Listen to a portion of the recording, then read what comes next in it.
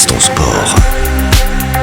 Balance ton sport, les news. On va parler maintenant, on va prendre un petit peu d'altitude. On va parler du Mud Day. La neige va pimenter cet événement qui se déroule le samedi prochain, le 9 mars. Destination Nonda, et on accueille pour en parler Marco Drapel. Bonjour Marc. Bonjour. Comment ça va ? Ça va pas mal, merci. Merci d'être avec nous ce matin pour nous parler de cet événement très attendu, Léo. Oui, le Mud Day, c'est un événement qu'on apprécie tout particulièrement. Il y aura de la transpiration avec des obstacles à franchir, du plaisir avec des sourires tout le long du parcours, des paysages merveilleux et du réconfort à l'arrivée avec une after mud party. Marco Drapel, vous êtes chef de projet sur cet événement. Là, on parle de l'édition hivernale du Mud Day. D'habitude, c'est plutôt boueux. Là, c'est quoi les spécificités de cette édition hivernale ? Alors avec la neige, évidemment. Donc on est à plus de 2000 mètres sur Trackway, donc sur les hauts de Nanda. Les conditions sont excellentes. Il y a de la neige, il va y en avoir encore un tout petit peu. Et puis pour l'instant, pour samedi, ils annoncent plutôt du soleil. Donc je crois qu'on part sur d'excellentes bases pour cette 3e édition. Les participants vont devoir un petit peu courir, escalader, ramper, glisser, sauter. Il y a 15 obstacles qui sont prévus sur un parcours de 5 km.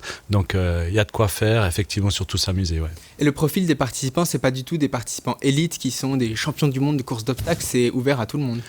Alors, je ne crois pas qu'il y ait de champion du monde encore, mais en tout cas, il y a des personnes qui sont très, très fit et très, très motivées.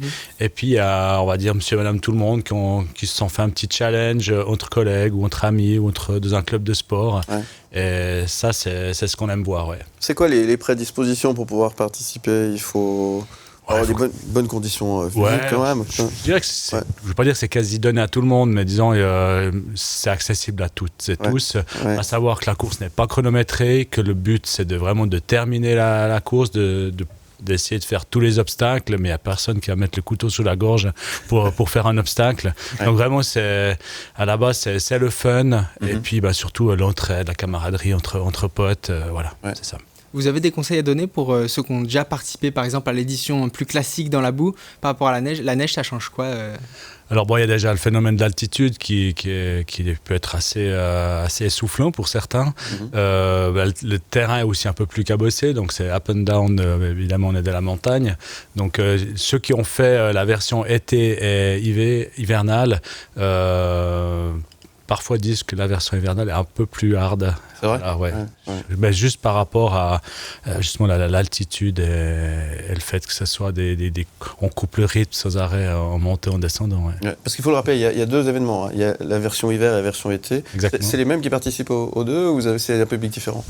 Ça touche, voilà, il y a normalement un peu plus de succès au niveau de la version été. Les gens aiment la boue. là pourtant, on a un beau parcours de la neige, on ressort tout propre, mais je crois que les gens aiment bien ressortir boueux. Mais non, effectivement, je pense que ceux qui ont fait la version été ont certainement tenté déjà une bonne partie, ont tenté l'hiver aussi. Et puis là, vu qu'on va retourner à Nanda pour cet été dans la boue, donc on espère retrouver peut-être les mêmes personnes. Ouais. Léo, c'est neige ou boue pour toi ? Les deux, on ne choisit pas entre le fromage et le dessert. Avant et après l'effort, place au réconfort. Les villages que l'on pourrait appeler villages du plaisir presque, c'est l'endroit où on peut faire chauffer les mollets et aussi on pourra les enivrer de délicieux breuvages. L'idée, c'est de créer un moment convivial pour les athlètes.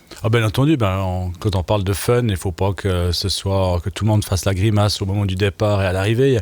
Donc là, on a engagé un DJ speaker de qualité qui est Jay Style, qui lui a l'habitude d'œuvrer sur les Ironman entre autres, et puis il est sur une grande radio française, il a son émission d'Extravagance, donc c'est vrai qu'on a un gars qui sait mettre le feu, donc déjà à ce niveau-là, et puis après à la fin, dans la galerie de Nanda, en bas du télécabine, il y aura encore une animation DJ, pas avec lui, mais avec un autre DJ qui, je crois que Morax connaît bien cet endroit également, donc voilà, donc c'est une belle... C'est une belle édition qui se prépare. Un mot sur la logistique d'un tel événement. Vous rassemblez plusieurs milliers de personnes dont il faut prendre soin.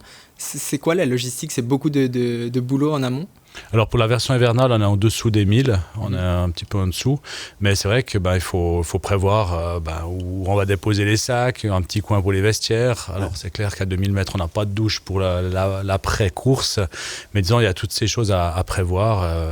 On a des petits locaux pour remettre les dossards, etc. Donc c'est des choses qu'on doit, entre guillemets, improviser, mais on y arrive. On a quand même une infrastructure de qualité de la station de Nanda. Pour conclure, un mot sur l'édition estivale dont on connaît la date prochaine. Elle vient d'être fixée, ça fait moins d'une semaine qu'on a pu fixer la date avec la station. Ce sera le dimanche 29 septembre sur le domaine de Sivier, toujours à Nanda. Merci beaucoup Marco. De rappel, le Mud Day édition hivernale, c'est ce samedi 9 mars à Nanda. Les inscriptions sont encore ouvertes ? Exactement, et puis on profitera aussi d'ouvrir encore un guichet le samedi matin si vraiment c'est le soleil qui va motiver les derniers concurrents, mais voilà, jusqu'à l'Ader on pourra s'inscrire. Ouais. Merci beaucoup. Et de la chose, parce qu'effectivement ils annoncent de la neige, effectivement, la neige revient, oui. Et puis effectivement, comme on l'a dit au début, le soleil en principe pourrait être là samedi, c'est les conditions idéales en fait. Ça va être parfait.